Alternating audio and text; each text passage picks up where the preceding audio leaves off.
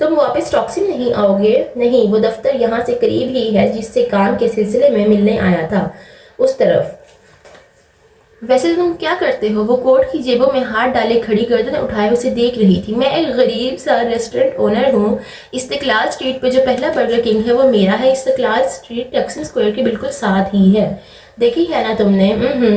اس نے گردن دائیں سے بائیں اور بائیں سے دائیں ہلائی۔ تم اس ویکینڈ پہ گھر کیوں نہیں آ جاتی؟ ممی خوش ہوں گی۔ اور تم؟ میں تو ویکینڈ پہ بھی ریسٹورنٹ میں ہوتا ہوں، پھر فائدہ، اس نے سوچا۔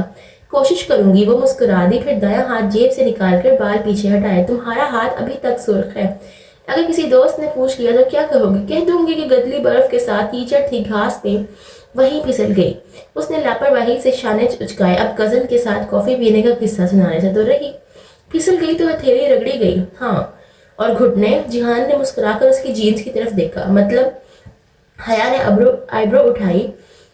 لڑکی، کور سٹوری پوری بنایا کرو۔ اگر تم ہتھیلیوں کے بل کیچڑ میں گرو تو اصولاً تمہارے گھٹنوں پر بھی گرگڑ آنی چاہیے۔ اسے اپنی جینز پہ لگا دو ورنہ تمہاری فرینڈز یقین نہیں کریں گی۔ اب اس نے جھک کر 3 انگلیوں سے تھوڑی سی مٹی اٹھائی اور واپس آ کر اس کے سامنے کی اور کہا کہ اس کو گھٹنوں پر لگا تاکہ تمہاری کور سٹوری پوری ہو جائے۔ اتنا بھی کوئی شکی مزاج نہیں ہوتا جہان سکندر۔ اس نے ہنس کر اپنے پوروں پر ذرا سی گیلی مٹی لی اور جھک کر گھٹنوں کے اوپر جینز پر مل دی۔ پھر ہاتھ جھاڑتے ہوئے سیدھی ہوئی۔ میں کوشش کروں گا کہ ہفتے کی صبح سارا کام ختم کر کے گھر آ جاؤں۔ تم ہفتے کی شام میں ضرور آنا۔ پہلی بار اسے احساس ہوا تھا کہ وہ کم گو سنجیدہ طبیعت کا لیے دیے رہنے والا انسان ضرور ہے، مغرور بھی ہے اور جلدی کھلتا ملتا بھی نہیں، مگر اندر سے وہ بہت خیال رکھنے والا بھی ہے اور باریک بین بھی۔ مطلب he observes everything and Haya knows that۔ وہ جب ہاسٹل میں واپس آئی تو ڈی جے اور ہالے ایک رسالہ کھولے کسی طویل بحث میں مگن تھی۔ ڈی جے کی نگاہ سب سے پہلے اس کے سرخ ہاتھ پہ پڑی۔ تمہیں کیا ہوا ہے؟ ایک جگہ گدلی برف کے ساتھ کیچڑ تھی، وہیں پھسل گئی۔ ڈی جے نے بے اختیار اسے گھٹنوں پر لگے کیچڑ کو دیکھا، پھر اسپات میں سر ہلایا۔ ہاں لگ رہا ہے۔ کور سٹوری پوری ہوئی۔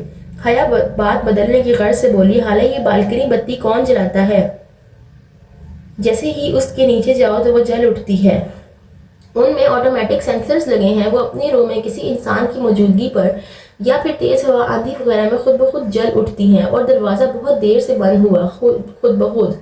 ان دروازوں کے کیچر سلو ہے، یہ چوکھٹ پہ دیر سے آ کر لگتے ہیں تاکہ ہر وقت ہی ٹھا سے طلبہ کی پڑھائی ڈسٹرب نہ ہو۔ ہاں، ڈی جے نے سمجھ کر سر ہلایا۔ ہاں، ہمارے ہاں بھی ہاسٹل میں ایسی لائٹس اور دروازے نہیں ہوتے۔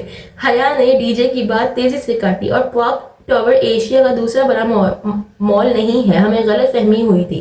وہ جواہر دیکھ آئی تھی اور اسے اس بڑھت پر خفت ہوئی تھی۔ حیا، ڈی جے نے اسے احتجاجاً گھورا۔